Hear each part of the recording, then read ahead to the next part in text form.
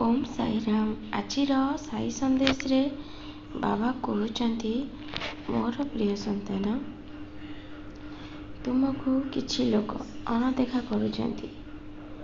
ତୁମ କଥାରେ ସେମାନେ ବହୁତ ରାଗୁଛନ୍ତି। ମୁଁ ଜାଣିଛି ତୁମେ ଭଲ କଥାବାର୍ତ୍ତା କରୁଛ, କିନ୍ତୁ ତୁମ କଥା ସେମାନଙ୍କୁ ଭଲ ଲାଗୁନି। ତୁମକୁ ସେ ପସନ୍ଦ କରୁନାହାନ୍ତି ସନ୍ତାନ। ସେଥିଲାଗି ମୁଁ ତୁମକୁ ସବୁବେଳେ କହିଛି, ସେ ମଣିଷମାନଙ୍କ ପାଖରୁ ନିଜକୁ ସବୁବେଳେ ଦୂରେଇକି ରଖିବ। କେବେ ବି ସେମାନଙ୍କୁ ପାଖରେ ବସାଇବନି କି ତୁମେ ବି ସେମାନଙ୍କ ସହିତ ବେଶୀ ମିଶିବନି।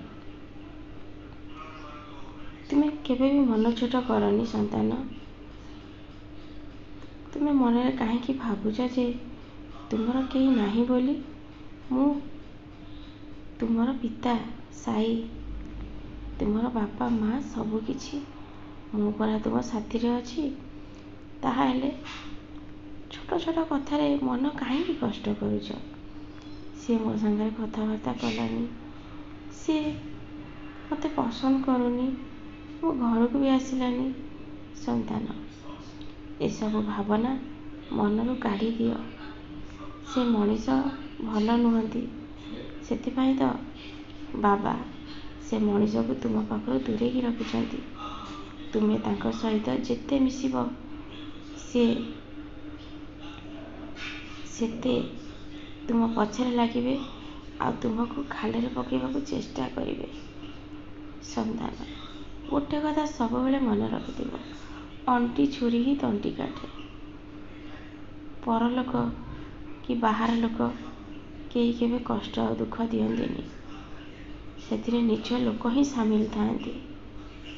ସେଥିଲାଗି ସମସ୍ତଙ୍କ ସହିତ ମିଶ, କଥାବାର୍ତ୍ତା କର, ହେଲେ ମନର କଥାକୁ କେବେ କାହାରି ପାଖରେ ପ୍ରକାଶ କରନି। କେବଳ ଈଶ୍ୱରଙ୍କ ପାଖରେ ହିଁ ପ୍ରକାଶ କର। ତେବେ ଯାଇ ତୁମେ ଏ ସଂସାରରେ ଆଗକୁ ବଢ଼ିପାରିବ ଆଉ ଖୁସି ଆନନ୍ଦରେ ରହିପାରିବ। ତୁମ ବାବାଙ୍କ କଥା ମାନ ଆଉ ଆଗକୁ ବଢ଼ିଚାଲ।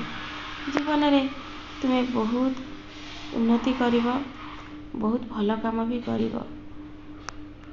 ସନ୍ତାନ, ଏଇ ଶ୍ରାବଣ ମାସରେ ତୁମ ଘର ପାଖ ଯେଉଁ ମନ୍ଦିର ଅଛି, ତୁମେ ସେ ଶିବ ମନ୍ଦିରକୁ ପାଣି ଭାର ନିଶ୍ଚୟ ନେଇକି ଯିବ। ମୁଁ ଜାଣିଛି, ମୁଁ ତୁମକୁ ସେଇଠି ଅପେକ୍ଷା କରିଥିବି। ତୁମେ ନିଶ୍ଚିନ୍ତ ଆସିବ। ଏତେ ଦୂରକୁ ଯିବା କିଛି ଆବଶ୍ୟକତା ନାହିଁ। ମନରେ ଭକ୍ତି ଥିଲେ ଗୋଟେ ଘର ପାଖ ମନ୍ଦିରରେ ବି ତୁମେ ପାଣି ଢାଳିଲେ ମୁଁ ବହୁତ ଖୁସି ହେବି ସନ୍ତାନ। ମୋ ଆଶୀର୍ବାଦ ସବୁବେଳେ ତୁମ ଉପରେ ଅଛି।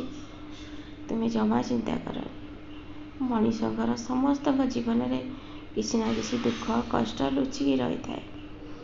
ସମସ୍ତଙ୍କ ଜୀବନରେ ଥାଏ ସନ୍ତାନ। ହେଲେ ସବୁ କଷ୍ଟକୁ ଭୁଲି ମଣିଷକୁ ଆଗକୁ ବଢ଼ିବାକୁ ପଡ଼େ। ସେ କଷ୍ଟକୁ ଭୁଲିବା ପାଇଁ ମୋ ଉଦିକୁ ସବୁବେଳେ ସେବନ କର, ମୋ ମନ୍ତ୍ରକୁ ଜପ କର। ତେବେ ଯାଇ ତୁମକୁ ଲାଭ ମିଳିବ ଆଉ ତୁମେ ବହୁତ ଆଗକୁ ଯିବ। ତୁମ ଦେହ ଖରାପକୁ ନେଇ ତୁମେ ସବୁବେଳେ ବହୁତ ଚିନ୍ତାରେ ରହୁଛ। ସେଥିଲାଗି ତୁମେ ମୋ ନାମକୁ ସ୍ମରଣ କର ଆଉ ତୁମ ଜୀବନରେ ତୁମେ ବହୁତ ଆଗକୁ ଯିବ, ବହୁତ ନାଁ କରିବ। ମୋ ଆଶୀର୍ବାଦ ତୁମ ଉପରେ ଅଛି। ଖୁସିରେ ରୁହ ସନ୍ତାନ।